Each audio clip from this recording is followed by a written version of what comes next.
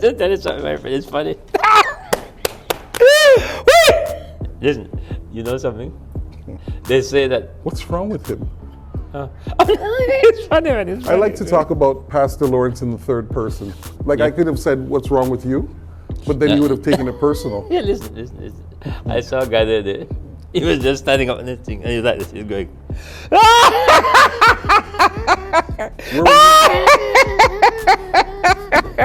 I'm thinking, what's wrong with this guy? Just laughing, and then people watching him like. But you know what? I love to laugh because I was wanting to join him. You were okay with? Yeah, I was okay with him because I So said he was doing that on purpose? yes, he was laughing. Just standing up there and and skinning then his all of teeth? a sudden, people begin to laugh because With him? they're going like. Because it was uncomfortable. Yeah, because they wonder why is he laughing? What's wrong with him? But I think it's true, when they say laughter is the best medicine. Let's talk about laughter for Yeah, a we minute. can talk about laughter, but before we talk about I never laughter, see you laughing though. No, I don't like to laugh. I'll make sure that you never babysit my kids.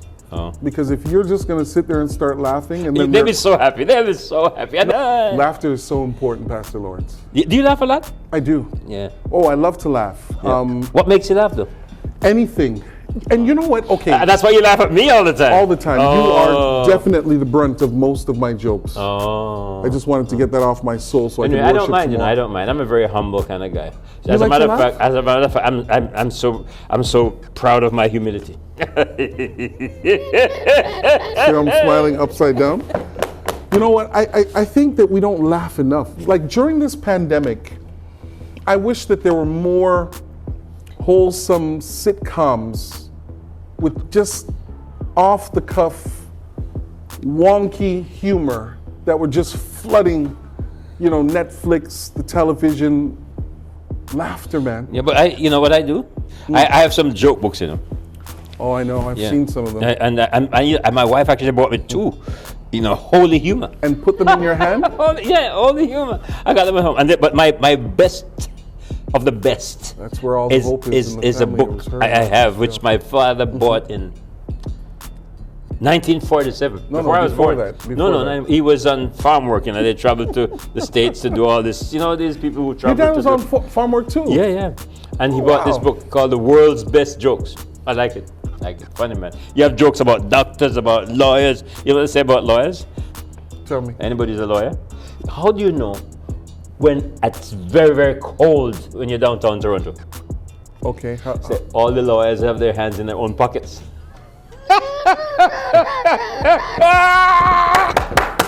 Do you see why Jesus wept?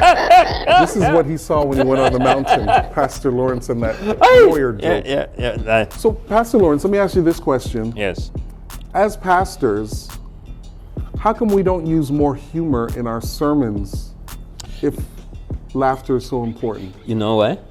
And I tell you why. Because some of us have read certain books which say we shouldn't make the pulpit a place of levity. And we get, what's levity? Yeah. All right? Yeah. Now we have to understand that a little bit of humor helps the sermon to be understood. So when we use illustrations, they may not all bring laughter, but they help people to smile a little bit. All right? And understand what we're doing. But some people think that it's got to be serious. Black tie, white shirt, black suit. Not a smile, because it's of the devil, they think. Yeah. You really think that? And the thing is, and this is one of the things I've wrestled with for a long time, those that we often talk to in our context, they come from some very tough experiences, right? I mean, we're not going to talk about systemic racism and some of the challenges around race and relations, and we're not talking about that today. But we do recognize that a lot of the individuals that sit at our feet on a Sabbath morning, they come from some very difficult experiences. So when you come now, having fought your way through the week, and then now you come to the preacher who's now going to be so serious that you haven't had a moment to even release what you've been through during the week, I wonder if we're doing the best that we can to create balance. Now, let me also say this, for the record, we didn't create humor or laughter. These are gifts that God has. So just as it's a gift to somebody who sings, or a gift to somebody who does finances, whatever, why is humor and laughter so low on the totem pole? People take themselves too seriously, Yeah. and they judge God wrongfully. You know, Yeah. I mean, a God who creates a giraffe and a baboon. Some kind of- Right. Yeah. I mean, And come that on. baboon Yeah, is yeah. one interesting Yeah, looking yeah, creature. yeah. So God is a God of has a sense of humor. Sure he does. All right, and He wants us to do that because it helps us. Why does the Bible say laughter is the best medicine? Because you know what's something about laughter, and I know that there's a scientific piece, you know, Yeah, oh, yeah, it there is, releases there is. endorphins. Yeah, I yeah. get all of that. Yeah, yeah. But maybe for me, the laughter allows some of the awkward moments to sit in the room a little bit longer. You know, recently, and I'm not telling everybody to go and watch it. I mean, I have watched it, so I just want to be transparent. I watched the last Dave Chappelle special. Oh yeah. And maybe I don't necessarily agree with some of the language that he uses, but I'm old enough now that I'm able You to can- filter Yes, through yes. some of how he says it to hear what he's actually saying. And in what he says in the special, you realize that there's a lot of things that we have sat with in our culture that needs somebody to unpackage it and say, why is it that we do this? Why is it that we don't do this? But laughter often allows a conversation into the room that seriousness would not. No. It's important Yeah. to be able to give the persons you're speaking to a chance to hear the serious part of it, and then you filter a little bit of humor into it to help them to understand it a bit better. Because that's why what a little bit, though, Pastor Lawrence? because they need to be able to take in the serious part of it. Now we do a lot of comical stuff. But in the midst of that, we make some sense, you know? And Yeah, we but you know get what, people though? to laugh and to see the seriousness But of I it. want to push back on that a little bit, Pastor Lawrence. Why you want to do that? Because there is a culture of how we communicate as clergy, right? And we've been to the church services and we've been to the funerals where, you know, somebody stands up and all of a sudden they'll just say, may the Shekinah glory of the Lord sit with you. And I'm like, what? How did you get from opening prayer to that? And then you know what I often do? Is I like to look at my kids, because if I want to know if that's ridiculous, I just look at Look at them. it, yeah, yeah. Like, and sometimes I look at the 12-year-old and she'll look at me and she's like, Shekinah glory. So what we do is we've created this space That holy space. where people act a certain way that just doesn't make sense. That's true. And some people have some of their best conversations with nothing but laughter. That's right. That's right. And at the end of the conversation, those that were listening with ears, proper ears, they're like, yo, what he was saying, we might have been laughing about it, but it it's was true serious, and yeah. we need And to we need to change. change, yes, yeah. So for me, and maybe I don't do it as much, I find that I used humor a lot more when I was a younger person. I was less measured, but as a pastor, some of who I've become, I think, is maturity, like I'm getting older, but some of it is too that sometimes you don't get to speak in certain spaces if you don't present in a certain kind of way. Yeah. But I'm feeling myself beginning to double back now. Yeah. I think And- when you some yeah. of the best sermons or Yeah. speeches you listen to, Yeah, the seriousness is there, but Yeah. when you remember the sermon because of an illustration. yeah. No, an illustration is Yeah. not just a joke. I heard a little boy preaching for Children's Day once. I'll you hold know? my hand. Yeah, and he said, "Now let me tell you a joke." Now he really meant I'm going to give you an illustration. Right. But because he's listened to preachers sometimes or speakers who Yeah. say something funny, Yeah, he thinks yeah. it's just a joke. Right. And for him, unfortunately, he told a joke that didn't fit what he was saying. Right. But the preacher has to make sure the illustration fits the rest of the message. But what do you to get- do with Yeah. those preachers, like myself as an example, who would be more inclined to make you laugh all the way through a message, to give you the message? Why do we shelf those ones? Yeah, because we think this place is a sacred place. Yeah. We must make sure that we don't cause people to show their other side, you know, and that's what we're afraid of. Again, we remember who we are, and we cannot just separate this bit from And the rest maybe of that's us. one of the reasons why it's so difficult to reach the world, because we haven't learned that the culture that we use in church matters nothing to them. That's right. So when they're now turning on the YouTube now and the Netflix, and they're like, okay, this person was profound and silly. This person may not have a whole lot to say and they're serious.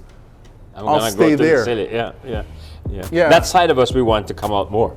Yeah. And I think as Christians, we have to realize this. We have something in us that needs to be expressed. So express it. Yeah. Don't, put the lid on it. Yeah, but you're right, Pastor Lawrence, because this is the box that I'm talking about. All of us have been created a certain way. Like a comedian, a good one, they were birthed for that. That's why no matter where they go, even if they don't speak the language, when they get there and the interpreter's there and they're still communicating, it's funny because God has created them to create laughter. And I guess maybe what I'm saying is that maybe we don't need to like tell people that 90% needs to be serious and then 10% anecdotal. Maybe we can assume that the Spirit of God is speaking through the quote unquote clown the way that he is speaking through the serious one. Yeah. And maybe if that happens, we create more balance. Because here's the thing, the pulpit guy, the pastor, no matter what denomination you go to, he's this and he's this. So why then, if God speaks through different vessels in different ways, why have we marginalized what the man of God and the woman of God look like? Because one of my favorite humorous speakers is Tony Campolo. Yeah, and he can give you any message, tough, but he mixes it with a humor. Yeah, and those stories he tells and the illustrations he gives. He's like he said, there's an Adventist. Yeah, was going to church on the Sabbath, and his neighbor was mowing the lawn. In springtime, of course. And he said, "Neighbor, don't you realize that today is the Sabbath? How could you mow the lawn on the Sabbath?" And the neighbor said, "But didn't Jesus and his disciples pick corn on the Sabbath?" And the Adventist said, "Yeah, but two wrongs don't make a right." Right. But it's a legitimate question. Yeah, exactly. And then I also think about this as well, Pastor Lawrence. What do we do of people that are not where we are at? And this is what I've learned, maybe because of parenting, right? Trying to communicate principles to 2-year-old people is different than communicating principles to somebody who's in their 50s, 60s, 70s. They don't get it. So now every Saturday, we've got these serious end time messages for that demographic. What do we give to the children? Yeah, that's right. And that's why they check out a little bit early. Not because the content is not good, it's because we haven't packaged it in a way that allows them to laugh and process. Because remember, kids are hardwired for the short story. That's why their books are only 10 pages long. And more pictures than words. Yeah, you see, because we try to do something for the children when we have children's story. But sometimes when we have people telling the children's story, it's so serious and so straight-laced that even the children get bored. Yeah, and then we make them sit down. And they have to put their... And this is the point to you.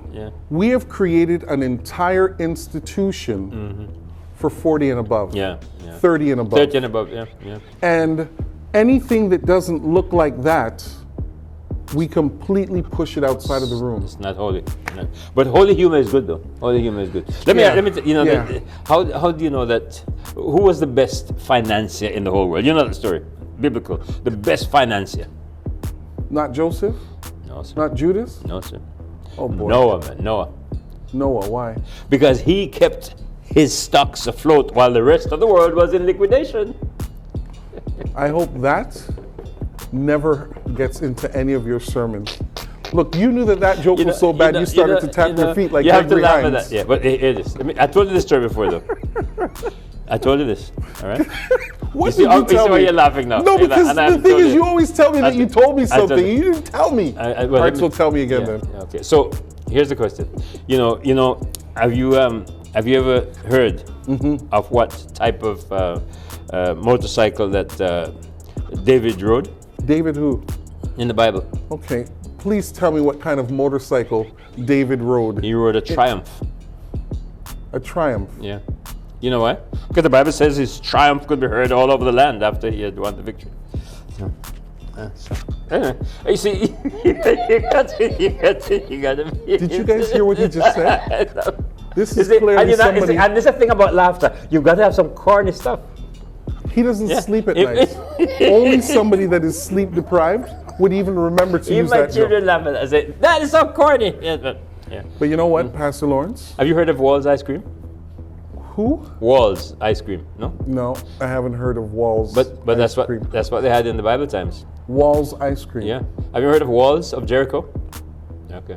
So, okay, that's another one. Yeah. This can't be happening. Now Tell this me, is why you tell me a joke now. Go. I don't have any jokes. You see, that's the thing. Now we're talking about humor and laughter. You do have a laugh. But I told you I like to laugh. I didn't tell you I like to tell jokes. Yeah, I tell you. I tell you. How dare he? But Pastor Lawrence, you're onto something though. Yeah. I like your perspective on this laughter thing. And anybody that knows you knows that you always have short anecdotes I love to laugh. to drive Love to laugh. the main points. Yeah. I think that for us as pastors and leaders though, we have to figure out a way to create a space that allows people to be free to express themselves the way that they've been hardwired. Sure. And oh, let me just throw this in there because we're talking about laughter.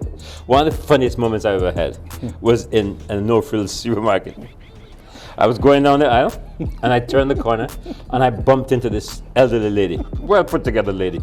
I literally bumped into her. You know. When you say put together, was she like nicely dressed? Oh, okay. I wasn't sure if you were saying like she was just putting on joints. And she was an elderly lady. And she says to me, as we bumped into each other, she said, imagine that.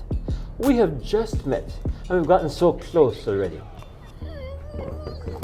And that made me laugh the whole day. Did you hear that? The whole day I was laughing. Did you hear the whole that? day. Pastor Lawrence got hit on at No Frills. Wow! Every time I saw her for the rest of the time, we laughed and we laughed. I said, that was so funny. But see, I remember that because it settled, you know. It Yeah, and it just yes, calmed the moment. Yes.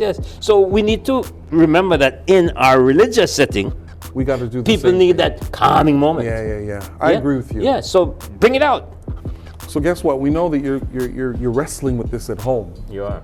right? And for those of you that love humor and love laughter and love to give jokes, don't table who you are to make the seriousness of the church quell who God has created you Amen. Let's laugh it out. to be.